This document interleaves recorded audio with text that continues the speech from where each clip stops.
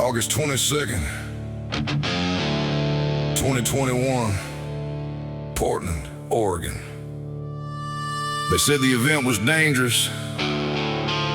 Before the first guitar rang out, before the first family showed up, before one speech was ever given.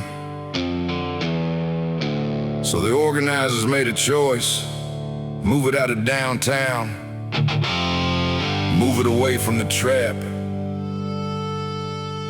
and let the truth walk miles if it wanted trouble.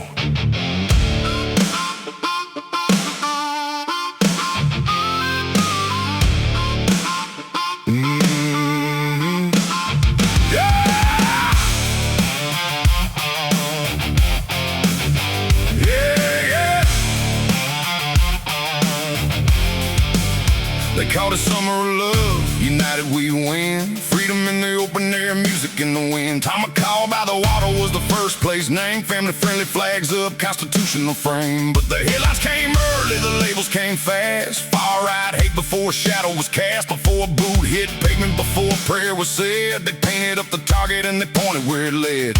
When the story's written before the day begins, truth don't matter to the miles on the wind. They don't need a reason, they just need a name to stand back quiet when the streets catch flame. So they moved it out to 122nd, far from the river in the downtown line. No excuse left for defending the city, no cover left for crossing that mile. If they stayed downtown, there'd be nothing to see.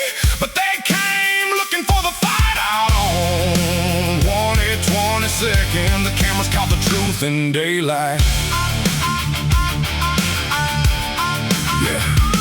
This wasn't born in a vacuum, wasn't out of the blue. Portland had seen what the black mass do at the waterfront church while the worshipers sang. Mortars came screaming and the smoke bell rang. Families were turned, kids in the crowd, sound gear ripped up and thrown in the river down. Pepper in the air, fear on the ground, and City Hall answered with the same old sound. And the Christian rock show, parking garage walls, no badge in the middle when the first charge called. Patriots made a line so the families could leave, holding back the blast smoke, choking just to breathe. Adam Kelly wore the scars of the city looking away, but ties to the head in the Portland grave. Jay Danielson's name still cuts through the rain, another warning ignored until the street turned flaming. On Friday they sang Choose Love for the news, while they knew damn well what they'd refuse. Big words, bright lights, microphones clean, but the streets told the story they didn't want seen. So they moved it out to 122nd, far from the river in the downtown line. No excuse left for defending the city, no cover left for crossing that mile. If they stayed downtown, there'd be nothing to see. But they came looking for the fight out on 122nd. The cameras caught the truth in daylight. Mayor warned hate groups through a practice there, while downtown burned in the open air. Experts tied their speeches to a capital day. White nationalist shadows in the words they'd say, but the facts didn't fit what they tried to sell. So they built that lie like a ringing bell. They sang it from the podium, fed it to the wire, then acted shocked when the match met fire. Chief Lavelle said the line would not be there. Don't expect police between the crowds in the square. Not just absence, not just retreat, but laws took the tool from the hands on the street. No spray, no gas, no way to divide two angry crowds when the charges collide. So the city stepped back with its hands tied, and the people on the ground had to read the night. Then came the van at the edge of the light, watch still rolling toward the gathering spot. Speakers still talking, family still near, and the crowd moved fast when the threat drew clear. Doors flew open, the occupants ran. Cargo hit pavement from the back of that van. It ended on its side in the August sun, the first flashpoint before the march had begun.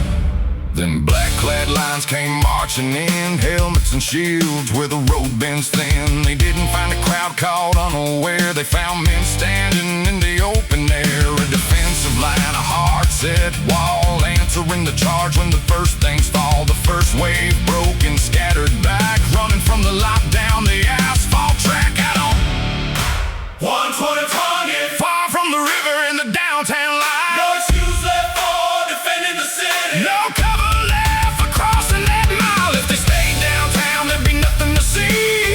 But they came looking for the fight out on truth in daylight. But the road wasn't done, they regrouped again. Came back down, 1 and 22nd like a bit of wind. Mace in the air, motors thrown hot.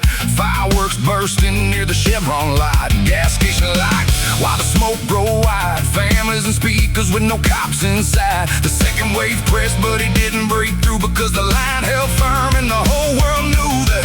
Then came the push, not hidden, not staged. Plain as the sun on that Portland rage. No back alley trap, no secret plan. Just a crowd pushing back from where it began. That drove them down the road, past the fear and the smoke, past every narrative the city had spoken. The pot crows park in the black line game, and the lot went quiet in the aftermath days. They moved the rally, changed the map, pulled the whole thing out of the downtown trap. If no one came, then peace stood tall, but they crossed town anyway and proved it all. Press conference polished, podium bright, talked about love while ignoring the fight. No line, no shield, no lawful divide, just cameras rolling on the truth outside. They said extremists, they said hate, but the first move came from those who couldn't wait. Miles from the waterfront, away from the square, the mass still came because the turret was there.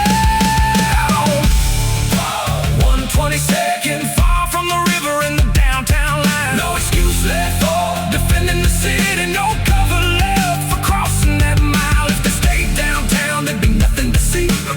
But they came looking for the fight. Out on 122nd, the cameras caught the truth in daylight.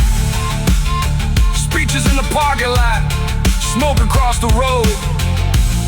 A city's broken promises, a story overthrown. They moved away from downtown, but the violence followed through. And now, 122nd, everybody saw who moved.